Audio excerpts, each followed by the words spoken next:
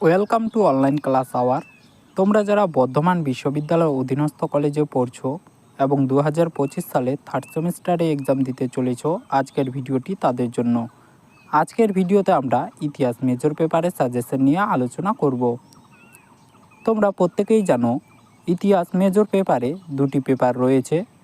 আজকের ভিডিওতে আমরা পার্ট 1 পেপারের অধ্যায়ভিত্তিক সাজেশন নিয়ে আলোচনা করছি, তাই তোমরা ভিডিওটি কোথাও স্কিপ না করে শেষ পর্যন্ত দেখতে থাকো। বেশি কথা না বলে চলে যাচ্ছি মূল আলোচনায়।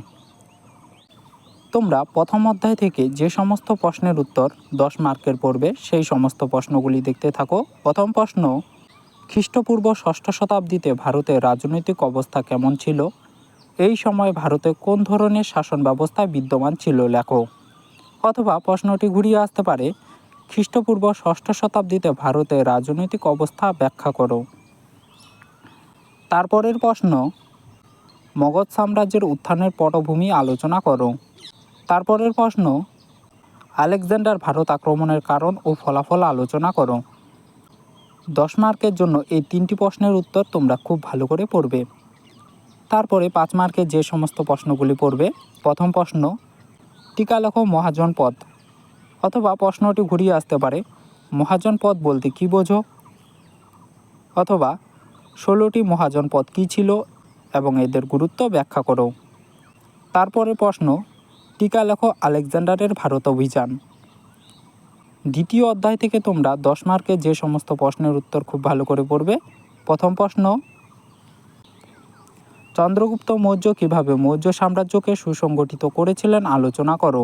অথবা সাম্রাজ্য সংগঠক হিসেবে চন্দ্রগুপ্ত মৌর্যর কৃতিত্ব আলোচনা করো।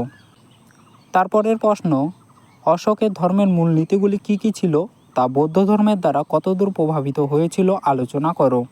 তারপরের প্রশ্ন, ভারতের ইতিহাসে কলিঙ্গ যুদ্ধ তাৎপর্য আলোচনা করো। অথবা ঐতিহাসিক কলিঙ্গ যুদ্ধ মৌর্য সম্রাট অশোকের জীবনকে কতটা প্রভাবিত করেছিল আলোচনা করো। তারপরের প্রশ্ন, মৌর্য সাম্রাজ্যের পতনের কারণ ব্যাখ্যা করো। দ্বিতীয় অধ্যায় থেকে 10 মার্কের এই 4টি প্রশ্নের উত্তর পড়বে। 5 মার্কের যে প্রশ্নগুলি পড়বে, প্রথম প্রশ্ন,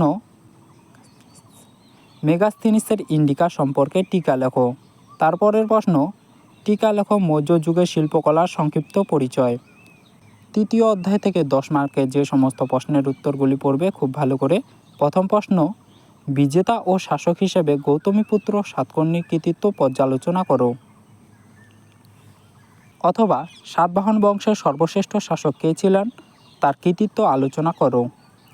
তারপরের প্রশ্ন, কনিষ্কের কৃতিত্ব আলোচনা করো। অথবা প্রশ্নটি এইভাবে আসতে পারে, কুষাণ সাম্রাজ্যের শ্রেষ্ঠ সম্রাটকে তার কৃতিত্ব আলোচনা করো। তারপরের প্রশ্ন, কুষাণ যুগের সংস্কৃতি ও অর্থনীতির বৈশিষ্ট্য আলোচনা করো। 10 মার্কের জন্য এই 3টে প্রশ্নের উত্তর তোমরা পড়বে তৃতীয় অধ্যায় থেকে। 5 মার্কের যে প্রশ্নগুলি পড়বে, টিকা লেখো গান্ধার শিল্প, মথুরা শিল্প।